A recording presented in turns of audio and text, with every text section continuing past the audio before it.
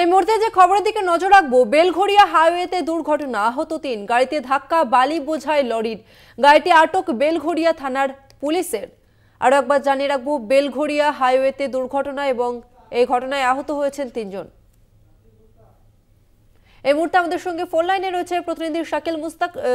শাকিল, কিভাবে ঘটলো এই দুর্ঘটনা, কি জানা যাচ্ছে? দেখো, বেলঘড়িয়া হাইওয়ের উপরে কিন্তু ক্যাব গাড়ি থেকে এয়ারপোর্টের দিক থেকে আসার সময় ঢালাই কারখানার কাছে কিন্তু আসতেই পিছন থেকে সজোরে ধাক্কা মারে বালি বোঝাই একটি লরি। এই ঘটনায় 4 চাকার গাড়িতে থাকা চালক সহ আরো 3 জন নাগরিক কিন্তু তারা আহত হয়েছে। ইতিমধ্যে তাদেরকে স্থানীয় হাসপাতালে নিয়ে চিকিৎসা করা হচ্ছে এবং খবর পেয়ে ঘটনাস্থলে আসে বেলঘড়িয়া থানার পুলিশ এবং গাড়ি চালককে, যে লরি চালক, তাকে কিন্তু ইতিমধ্যে আটক করে বেলঘড়িয়া থানায় নিয়ে যাওয়া হয়েছে। কি কারণে এই দুর্ঘটনা, পুলিশের পক্ষ থেকে কিন্তু গোটা বিষয়টি কি খতিয়ে দেখা হচ্ছে। ধন্যবাদ তোমাকে শাকিল। আমরা কথা বললাম প্রতিনিধি শাকিল মুস্তাকের সঙ্গে।